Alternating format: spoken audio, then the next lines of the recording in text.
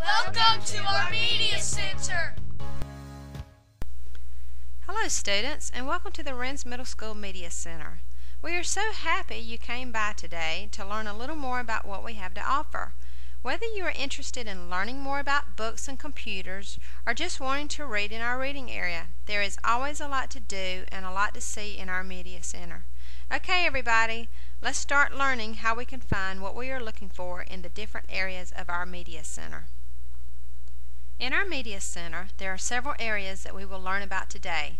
Let's begin with our most abundant resources, books. Among the numerous books we have available, there are four main sections, each offering a different type of book. First, we will learn about our fiction books. Then we'll move into nonfiction, biography, and our reference material sections. We will also look at our magazine section. We will review some of these sections at the end to see if you learned where some of these books belong. This is part of our fiction section. Books in this section contain stories that are not true. They are made up by the author. Usually fiction books are chapter books and are used a lot by middle school students. They are often longer stories and contain few pictures. Books in the fiction section are arranged in alphabetical order by the author's last name and are not true. In the fiction section, the call number will begin with an F or FIC. This represents the word fiction. Below this section, the first letters of the author's last name will be displayed. Let's continue by looking at the nonfiction section. Nonfiction books are true and are used to gather information on a particular subject. Unlike the fiction books, nonfiction books are shelved in numerical order by subject or topic. The Dewey Decimal System is used to categorize or organize books in this section by grouping them in sets of 10. To help us locate nonfiction books with ease, shelf markers are used to assist us with our search. For example, if we were looking for a book about our school mascot, a colt, we would look around the end of the 500 section. 590 is for animals and insects. Don't worry about remembering what each group in the nonfiction section represents. We have a friendly display set up that will help you find what you are looking for. Use the shelf markers. They are very helpful in pointing you in the right direction. Now let's look at the biography section. A biography is a true story of someone's life written by someone else. In this section we will find stories about presidents and inventors, actors and athletes, and many more people you have probably heard of. Biographies are located within the nonfiction section. Biographies are grouped together with their own call number, 921 in the Dewey Decimal System. We will now go to our reference section. In the reference section are encyclopedias, dictionaries, atlases, and globes. These materials have to be used in the Media Center. Students cannot check these materials out, but are more than welcome to use them while in the Media Center. Let's look at what each of these reference materials offer the students. Encyclopedias are books that span many volumes and tell us true facts and information on various subjects.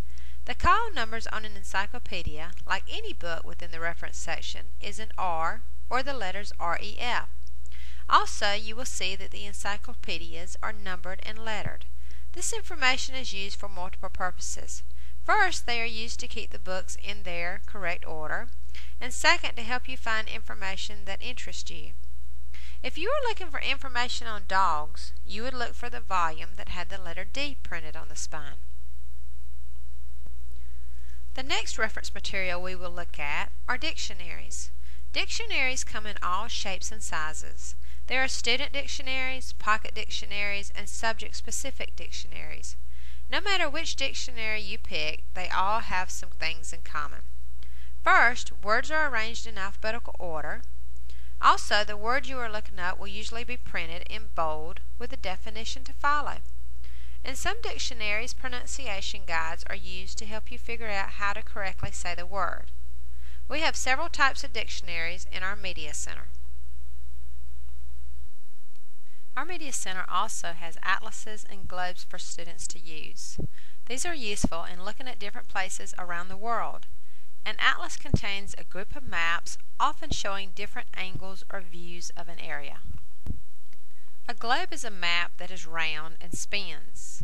It's often fun to use your imagination. Close your eyes and put your finger on a spot on the globe.